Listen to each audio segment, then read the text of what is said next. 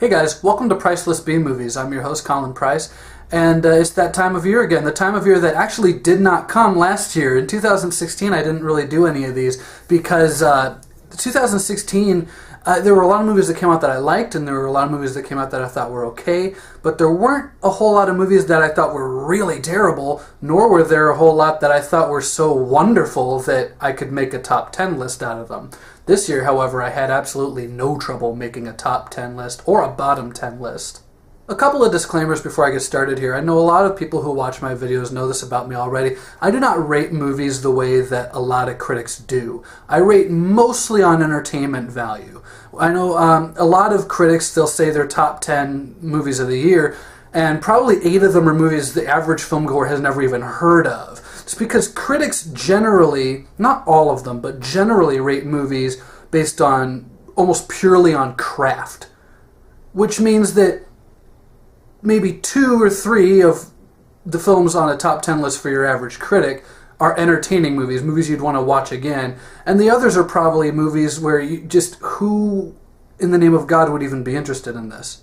So entertainment value is one of the big things that I rate movies on, even more so. A lot of times I will put entertainment value in front of, was the acting good or was the cinematography good, just because if a film keeps me entertained, most of the time that's enough for me. Another thing that I tend to focus on a lot more than other critics is rewatchability.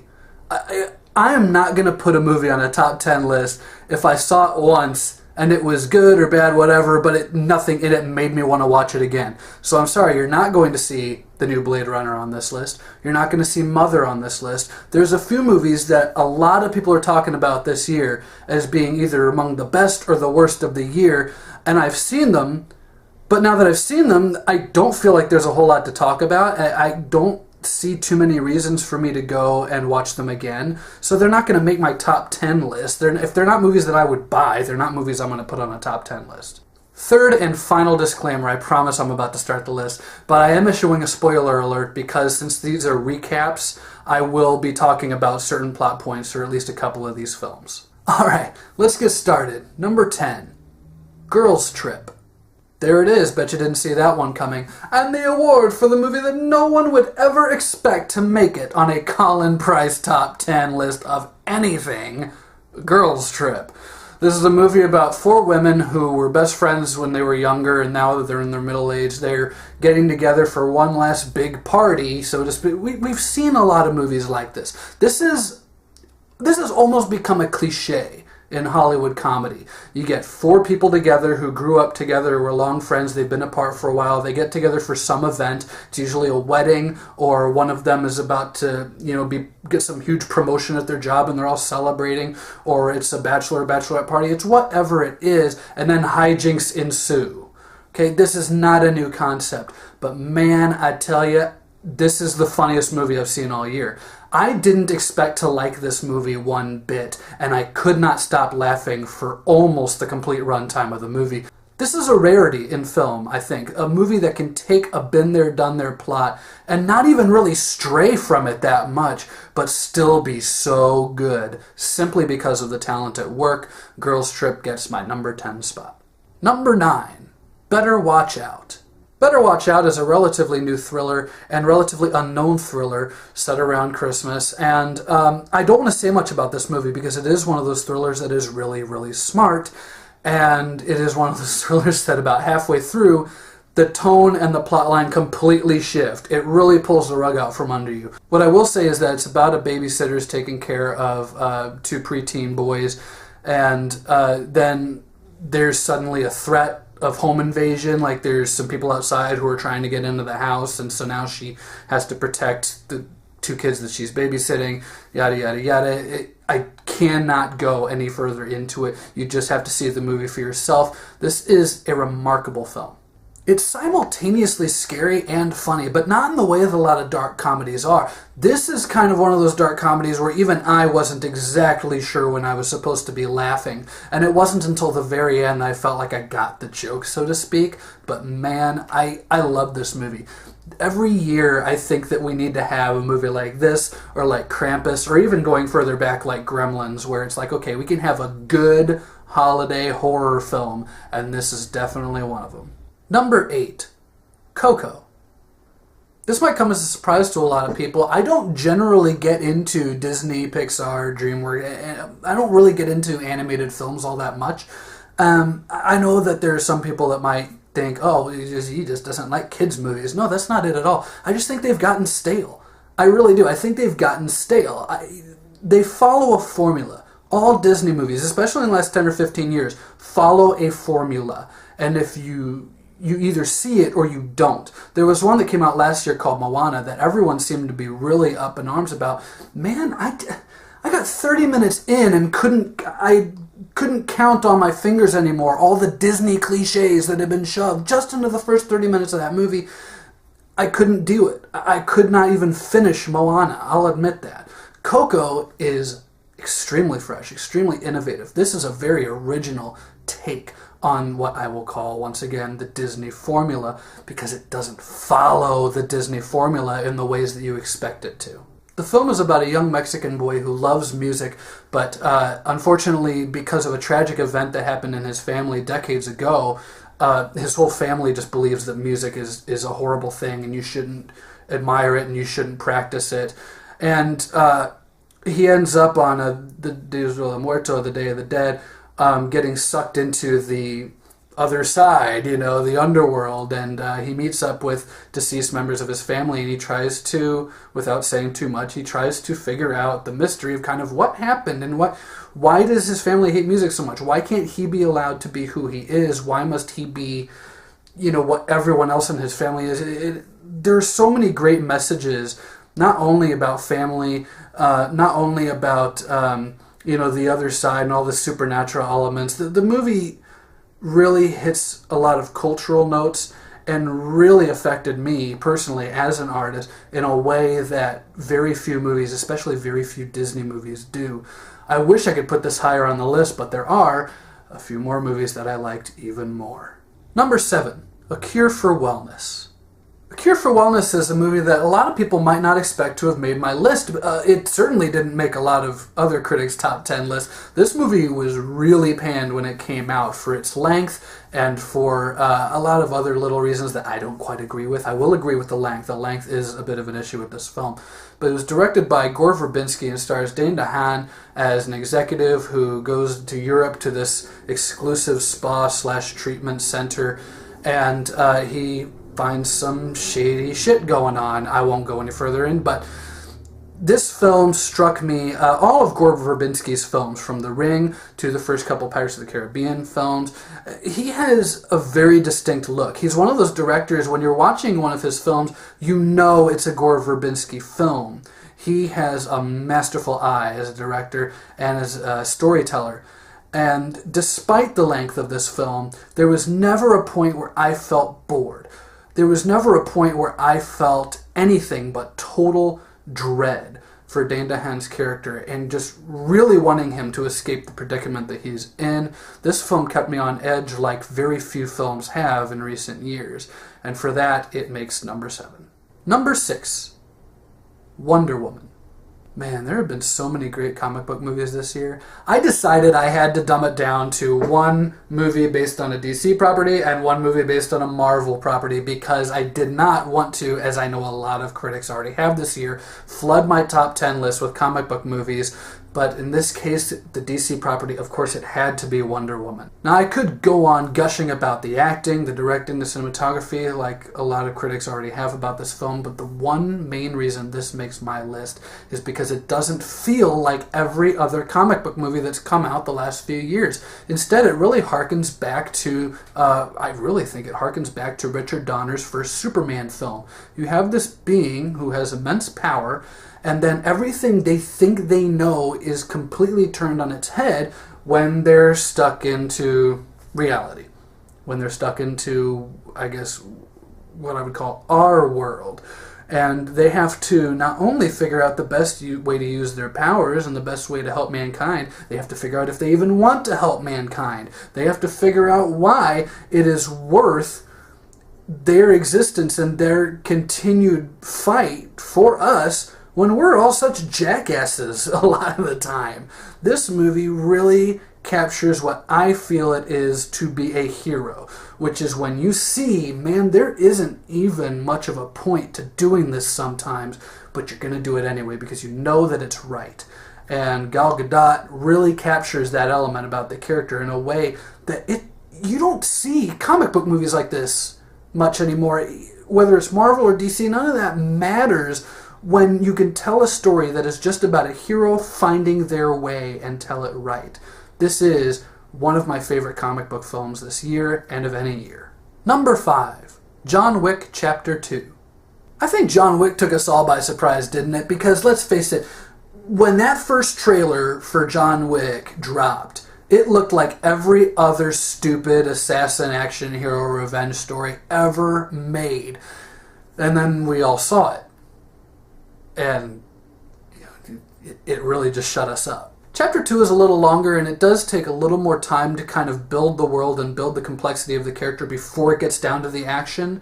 I feel like the first one was kind of, here was 15 minutes of, building a character, and then bing, bang, boom, it's shoot out and shoot out and shoot out and shoot out and shoot out and action sequence and shoot out and shoot out. The second one, it takes a little longer to get going, but you almost appreciate it more when it does get going. The intensity builds to an almost feverish pitch before the first gun is even drawn. I think that Keanu Reeves has come a long way in terms of his action film projects. And, that's coming from someone who liked The Matrix, but didn't really like either of the sequels to it. I think that this is going to be the franchise that people remember Keanu Reeves for, even more so than The Matrix. I think if we get this third movie that's supposed to be coming out soon, and it is anywhere near as good as the first two, this is going to be one of those just iconic action franchises. And I cannot wait to see what they do next. Number 4, Get Out. Now I'm going to sound really arrogant here because, I never sound arrogant, right? But the thing is, when Get Out was first going to be released, I saw some of the ads on TV and, on YouTube, and I thought to myself, man, this looks too simple. This looks far too been there, done that. There has to be something. This film is going to surprise people. This film is going to have something to it. I don't know what it is, but it's going to have something to it. By which I mean, I predicted that this film was not going to be like every other horror movie that comes out these days. It is not just going to be, we take this character, we put him with this group of people, and, shit happens. No, this was going to be something greater. This was going to be something with a little more relevance. And then I saw it with my wife, and then it turned out that the movie had a lot more relevance. This is probably one of the most intriguing horror films to come out in the last few years. And what makes it intriguing, the racial overtones aside, you can watch this film 7 or 8 times and still pick up on new elements, new clever little bits that you didn't catch before. Like I said at the beginning of this video, rewatchability is a big factor. I feel like I could watch Get Out a dozen more times than I already have and still find new discoveries within it, within the complexities of the plot, the characters, and the tension. I will admit that I don't quite like how simplistic the climax of the film is, but leading up to that point, man, I don't think I could ever write anything as smart as this film, and Jordan Peele deserves a lot more respect as a filmmaker now. He deserves the same amount of respect as a filmmaker now that he gets as a comedian. This man is a treasure, and I recently heard that he's bringing The Twilight Zone back. I'm super excited about that. I really want to see what he does with that. Number 3, Logan. I already talked about my favorite DC-related film this year, and I'm going to talk about my favorite Marvel-related film this year. Of course, it has to be Hugh Jackman's swan song as Wolverine. Man, there have been so many movies, and I used to complain all the time that no matter what the film was about, if it was an X-Men movie, it was going to revolve around Wolverine in some way. I hated that. Kind of the same way that I hate the MCU and how they have to shoehorn Robert Downey Jr. front and center into every plot line, whether it's necessary or not. But this time, I really feel, Wolverine Origins came out, it was shit. The Wolverine came out, it was shit. This movie came out, and it is the best X-Men related film next to Days of Future Past and X2. This is the film that they should have given us immediately after The Last Stand. This movie works on so many levels, and it also introduces a really neat concept. There's a great scene where Logan is chastising Daphne Keene's character, X-23, and saying like, oh, you know, she's an X-Men comics fan. Yeah, you know what? So much of this didn't happen, and yada yada, and you know, none of it's true, and he throws the comics at her, which could also suggest that none of the movies actually really happened either. It's all folklore. It's all pop culture. And this could really be the beginning of a new X-Men franchise. And I really hope that even though Disney has just bought out Fox, that they'll continue this trend and continue along these lines, because this is really interesting. Logan is a wonderful film. If you can stomach the violence, which I'm assuming if you're watching my page, you're used to violent movies anyway. This is a wonderful movie if you haven't seen it yet. What am I talking about? Of course you've seen it. Everyone's seen it. Such a great movie. Number 2, The Shape of Water. You know what? I saw this movie yesterday. That's right. It almost didn't even get on the list just because I hadn't seen it yet. Oh my God, I'm glad I caught it though. Guillermo del Toro is one of my favorite directors, and he has been ever since he made Cronos in 1992, and I caught it on the Sci-Fi Channel at the age of 8. That's right. I'm messed up that way.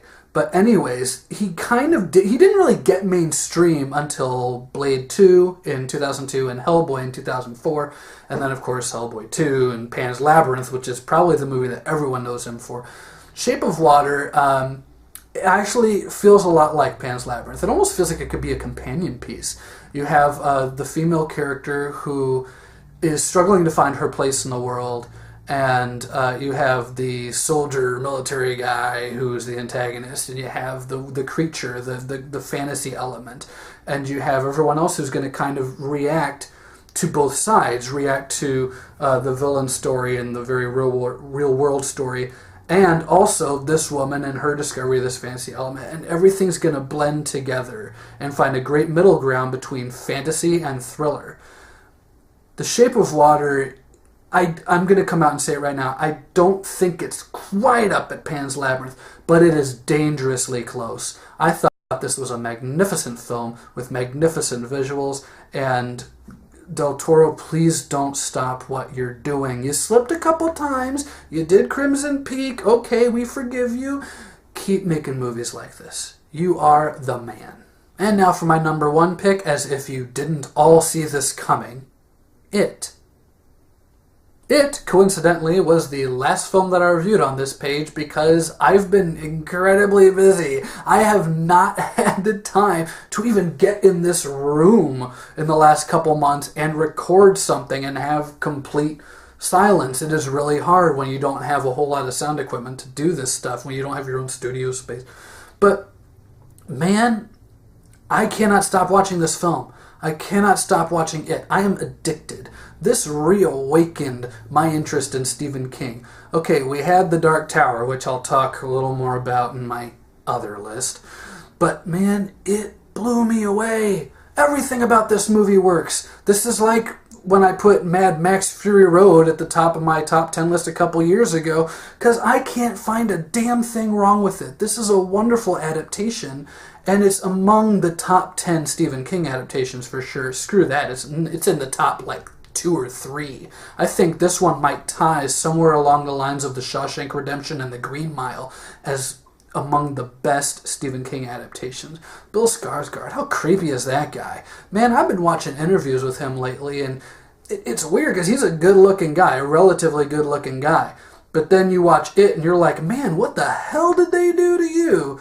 This is not complete transformation. Complete transformation. And the kids are wonderful. The Losers Club, there's not a weak link in that whole chain. I love it, and I cannot wait for Chapter 2. So that's my top 10 list for 2017. Stay tuned because pretty soon after this, I'm going to be posting, as I said before, the other list. The list of the not-so-great movies of 2017. And then pretty soon after that, I plan on getting back to reviews, so keep an eye out and stay tuned for more Priceless B movies.